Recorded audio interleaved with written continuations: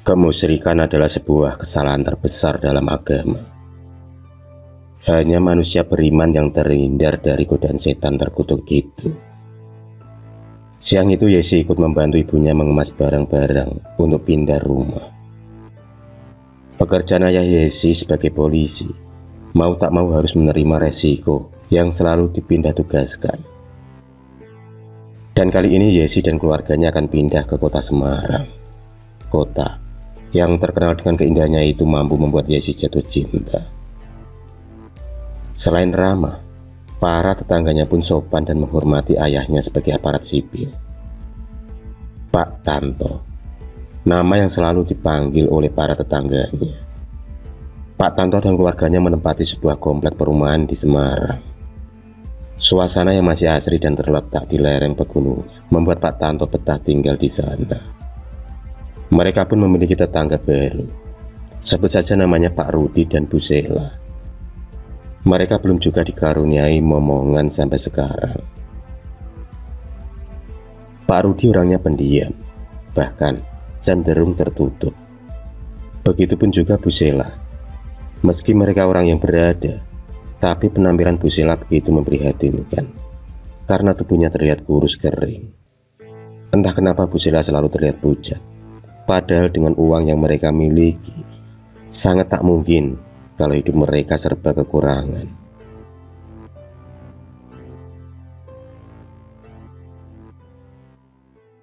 Suatu malam, Pak Tanto sedang berbaur dengan para warga yang lain di pos penjagaan komplek. Para warga sepakat melakukan ronda malam secara bergantian. Hal itu dikarenakan setelah adanya banyak warga yang kehilangan uang secara tiba-tiba. Uang yang hilang memang tak seberapa, tapi uang yang hilang secara terus-menerus membuat para warga geram.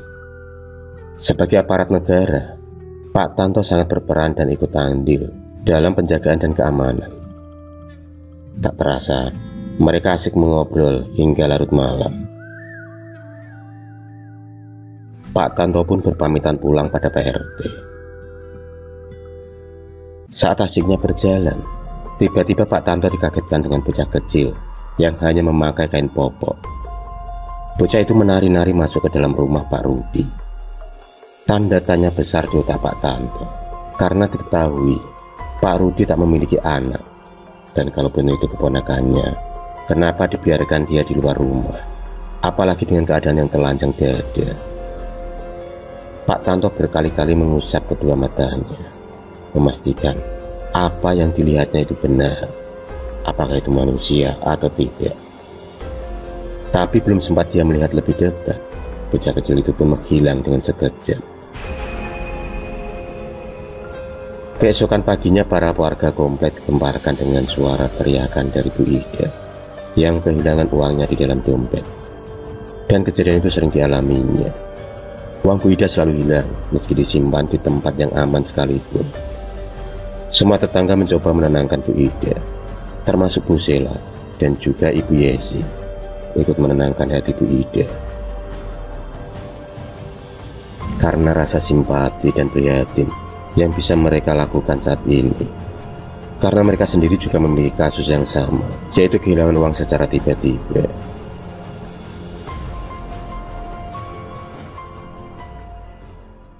Di sisi lain, Bu Sela pulang dengan wajah yang pucat. Tubuhnya yang semakin kurus membuat mata suaminya enggan meliriknya. Bu Sela kemudian duduk di dekat suaminya.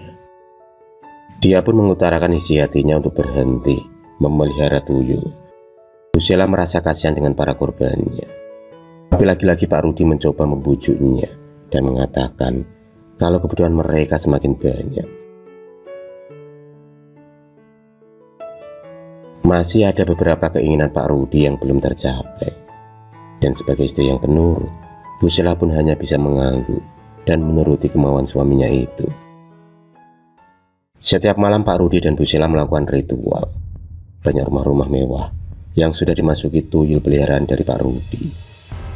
Maka tak heran kalau sekarang Pak Rudi menjadi orang terkaya di kompleknya.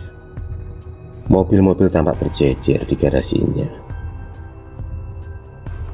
Dan itu adalah salah satu bukti kesuksesannya dalam memelihara tuyul. Warga komplek tak ada yang curiga kepada Pak Rudi, karena Pak Rudi terkenal taat akan agama. Dia sering melakukan sholat berjamaah di musola. Padahal itu semua hanya untuk menutupi kebusukannya. 3 tahun sudah, misteri hilangnya uang para warga komplek tersebut. Meski mereka tahu kalau uang itu hilang karena ulah oleh tuyul, tapi yang masih menjadi misteri adalah siapa pemilik dari tuyul-tuyul tersebut.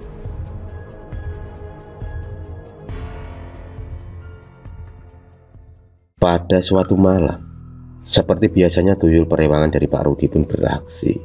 Dan kali ini tuyul itu pun mengalami kesialan, karena telah memasuki rumah janda kaya yang juga memiliki ilmu supranatural.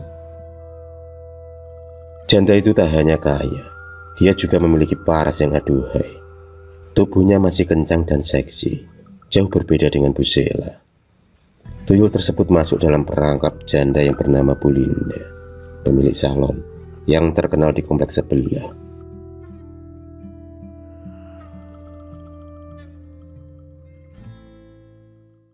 Bu Linda tak mau melepaskan tuyul tersebut, meski sudah memohon sekalipun.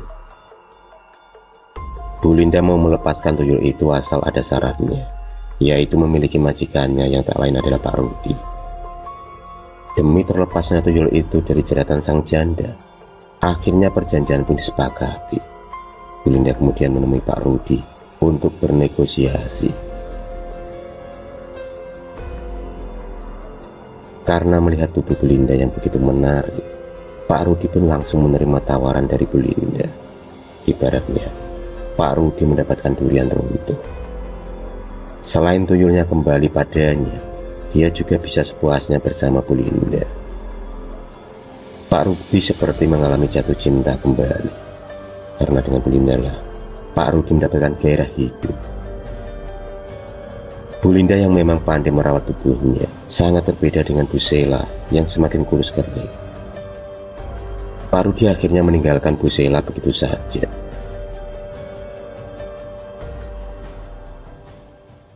Bu Linda pergi bersama Pak Rudi tanpa mengetahui perasaan wanita lain yang hancur di sana. 3 minggu setelah kepergian dari Pak Rudi, para warga menemukan Bu Sela menangis kesakitan di pos penjagaan komplek. Yesi bersama para warga yang lain melihat darah yang keluar dari dada Bu Sela terlihat membengkak. Dia pun mengeram kesakitan hingga tak sadarkan diri. Karena takut, akhirnya para warga memutuskan untuk memanggil seorang ustadz, karena mereka tahu sakit yang dialami oleh Bu Sela bukan sakit yang biasa.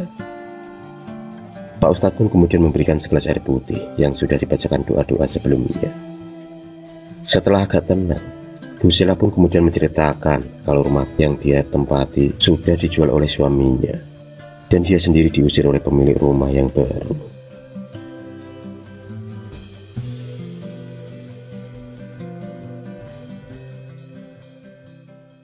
Dan yang lebih mengagetkan lagi adalah Bu Sela menceritakan kalau keluarganya lah yang telah memelihara tuyul yang sudah merasakan para warga di kompleknya. Kata Bu Sela membengkak lantaran tak ada tuyul yang menyusunya. Darah akan terus-menerus keluar. Itulah kenapa tubuhnya kurus kering. Karena itu semua ulah dari para tuyul yang terus-menerus menyedot darah dari tubuhnya. Karena kasihan dan merasa iba, para warga tak tega untuk menghakimi Bu Sela, karena apa yang dialaminya bukan serta-merta keinginannya sendiri. Selain itu, Bu Sela juga orang yang baik. Maka diputuskanlah untuk membawa Bu Sela ke pondok pesantren milik Pak Ustadz guna untuk penyembuhannya dari pengaruh buruk tuyul tersebut. 1 tahun pun berlalu. Kini tubuh Bu Sela kelihatan lebih segar dan berat badannya kini naik kembali. Secara tak sengaja dia pun mendapatkan kabar tentang kematian suaminya bersama Bu Linda. Mereka mati dikeroyok massa karena ketahuan memelihara tuyul. Keadaan Pak Rudi dan Bu Linda begitu mengenaskan hingga wajah pun tak bisa dikenali lantaran rumah mereka dibakar hingga hangus oleh para warga.